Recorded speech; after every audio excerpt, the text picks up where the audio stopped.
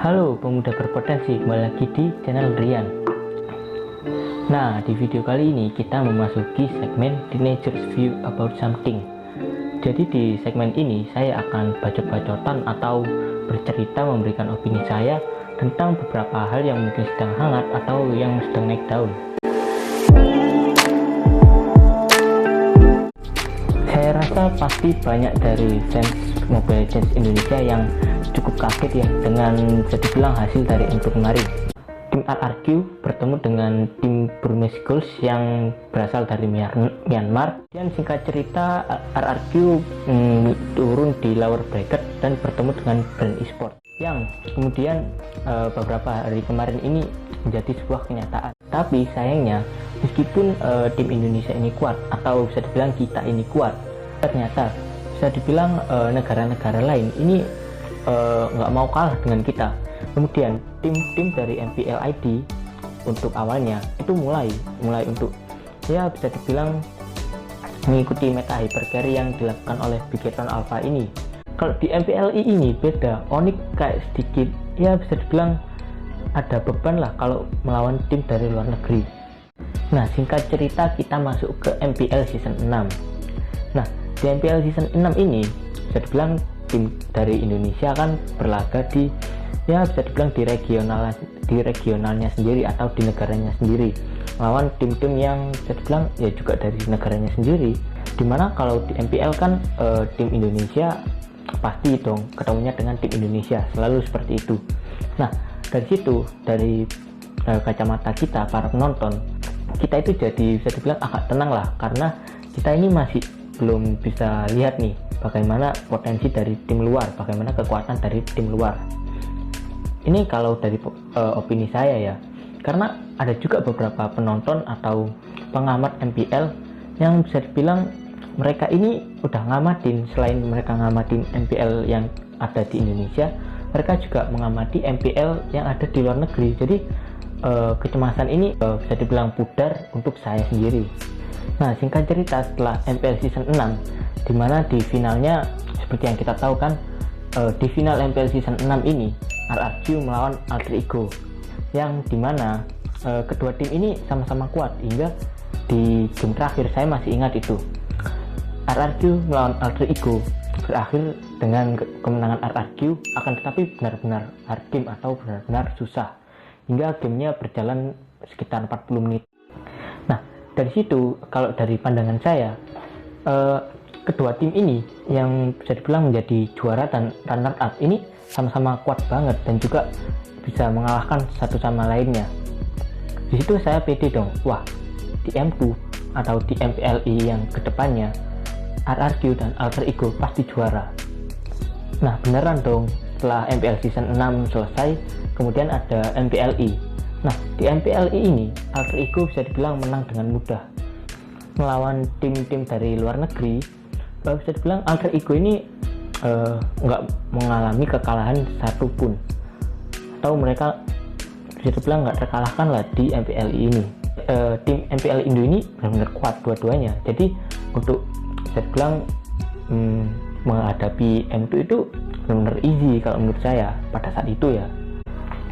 Kemudian di M2, nah di M2 ini untuk awal-awal kan M2 untuk awalnya bisa dibilang diawali dengan fase grup.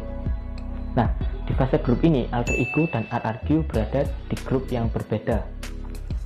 Saya cukup bisa dibilang bersyukur sih dengan adanya Alter Ego dan RRQ berada di grup yang berbeda, karena dengan begitu Alter Ego dan RRQ memiliki peluang yang besar untuk bisa dibilang menjadi juara dua-duanya. Nah, dari situ untuk ya bisa dibilang saat-saat pertama fase grup, tim Indonesia, Alter Ego dan RRQ bisa dibilang sangat kuat, dimana pada saat itu kan tim-tim yang tereliminasi atau tim-tim yang masih dalam tanda kutip lemah itu masih banyak. Di situ Alter Ego dan RRQ membantai-bantai nih, saya udah pede dong. Kemudian tiba-tiba tanpa bisa dibilang saya ekspektasikan, tanpa saya pikirkan sebelumnya, Alter Ego kalah tipis dengan Brand Esports di fase grup, sampai-sampai Alter Ego harus turun di lower bracket. Nah, di situ bisa dibilang dari hati saya yang tadinya benar-benar udah tenang banget, kemudian melihat alter ego yang notabene di MPLI kemarin udah bisa mengalahkan RRQ, bisa dikalahkan oleh brand e-sport dari Filipina. Nah, dari situ mulai cemas dong, ada kecemasan sedikit yang mulai muncul. Kemudian alter ego turun ke lower bracket. Nah, di sini masih pede nih. Dua tim Indo ini kan kuat. Juga saya melihat dari postingan di sosial media, mereka bisa dibilang saling menguatkan RRQ dan alter ego. Saya pernah melihat postingan seperti ini, seperti gambar RRQ dan alter ego mereka berjanjian. RRQ, kamu pantai atas ya, terus kemudian alter ego, kamu pantai bawah. Nah, ini nih bisa dibilang mental saya yang dimana sebelumnya udah mulai down atau udah mulai khawatir dengan keadaan dua tim ini, bisa dibilang keangkat lagi. Nah, singkat cerita, kemudian alter ego gugur dari M2. Nah, dimana dengan gugurnya alter ego ini, bisa dibilang harapan kita agar Piala M2 dapat dibawa ke Indonesia oleh salah satu, ya bisa dibilang tim e-sport dari Indo, itu mulai sirna atau mulai berkurang lah untuk kemungkinannya. Karena kita hanya mengandalkan satu tim saja, yaitu RRQ. Nah, di situ saya masih menerima ya. Dalam artian saya masih pede. Wah, RRQ pasti menang karena RRQ dengan alter ego hanya pernah kalah sekali di MPLI. Oke lah. Nah, kemudian M2 itu terus berjalan hingga saya bilang hanya ada sedikit tim yang tersisa. Katakanlah ada 3 tim yang tersisa ya, yaitu RRQ, Brunei Schools, dan juga Brand Esport.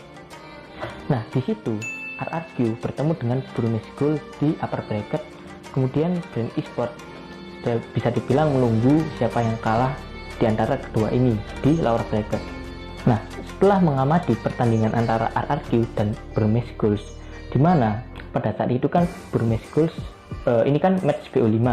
Brunei Schools bisa dibilang unggul 2 poin dari RRQ, atau untuk skor pertama itu 0-2 untuk Brunei Schools. Kemudian RRQ mengembalikan keadaan menjadi 2-2 atau 2-2.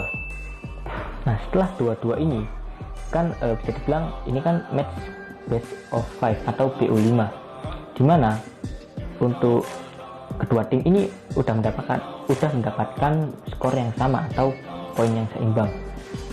Yang berarti match selanjutnya adalah match penentuan apakah RRQ akan langsung lolos ke final atau harus menghadapi Brand Esport terlebih dahulu di lower bracket. Nah, di situ ternyata RRQ kalah dari Brunei Schools dan harus turun ke lower bracket sehingga bertemu dengan Brand Esport. Nah, di situ kayak kecemasan itu muncul lagi, dan kali ini benar-benar sangat besar. Karena seperti yang kita tahu, Brunei Schools ini adalah tim Myanmar yang sangat-sangat kuat. Dan juga kalau misal kita lihat flashbacknya, Brunei Schools dengan RRQ berakhir dengan skor 3-2. Kemudian RRQ harus melawan Brand Esport, yang dimana kalau kita flashback lagi, RRQ ini pernah kalah oleh alter ego di MPLI, dan alter ego pernah dikalahkan oleh Brand Esport di fase grup. Nah, dari situ udah kelihatan ngeri dong bahwa RRQ ini ada kemungkinan untuk kalah. Nah, benar aja dong, di lower bracket ini pada saat bertemu dengan Brand Esport, RRQ bisa dibilang sedikit keteteran atau sedikit kesusahan. Bahkan kan match itu best of 5 atau BO5, dimana RRQ di game pertama mereka itu kalah oleh Brand Esport ini. Kemudian kalau tidak salah di game kedua mereka berhasil memenangkan gamenya, tetapi kayak sangat berat gitu loh. Mereka harus mengembalikan keadaan, mereka harus bermain sedisiplin mungkin, dan juga apabila ada kesalahan sedikit saja itu bisa dibilang langsung berakibat fatal. Nah, di situ saya bisa dibilang melihatkan bahwa tim RRQ atau tim dari Indonesia itu sedikit dalam tanda kutip star syndrome. Kenapa saya bisa katakan seperti itu? Mungkin ada kalian yang tidak setuju, karena ini hanya dari opini saya pribadi. Karena kalau kita lihat dari match RRQ lawan Brunei Schools, kemudian RRQ lawan Brand, itu sering untuk player tanknya atau player supportnya itu kemakan terlebih dahulu, atau mereka mati sia-sia, itu sering. Dan juga itu terjadi berulang-ulang. Nah, dengan adanya kesalahan sedikit ini yang sangat-sangat berakibat fatal, RRQ akhirnya harus kalah dari Brand Esport. Nah, kemudian RRQ kan kalah oleh Brand Esport. Kemudian hal ini bisa dibilang menjadi topik atau hal yang sangat banyak diperbincangkan oleh bisa dibilang penggemar e-sport di Indonesia. Hingga mulai muncul beberapa postingan yang menunjukkan bisa dibilang bagaimana sih reaksi atau kesedihan para mantan pro player seperti Aura, Marsha, Biken, Harapan Bangsa. Harapan Bangsa mantan pro player nggak sih? Di sana dari bisa dibilang raut muka mereka, saya bisa rasakan bagaimana ya bisa dibilang ketidakpercayaan yang sangat dalam ya, dimana tim Indonesia kan sangat kuat, kok bisa sih dikalahkan oleh tim dari Myanmar dan juga Filipina. Nah, tim dari Filipina ya, Brand Esport ini berasal dari Filipina, yang dimana kalau kita flashback dari pernyataan saya di awal video tadi, Timnas Indonesia pernah dikalahkan oleh Timnas Filipina di SEA Games 2019. Nah, ini sinkron dong, maksudnya semenjak SEA Games dulu aja Timnas Indonesia berhasil dikalahin oleh Timnas Filipina. Kemudian di M2 tim Indonesia dikalahkan oleh tim dari Filipina. Nah, dari sini kita bisa mengambil kesimpulan bahwa negara Filipina atau tim-tim Filipina bisa dibilang pro scene Mobile Legends kedepannya itu patut untuk diwaspadai. Tapi bukan berarti kita nggak perlu mewaspadai negara-negara lain seperti Myanmar.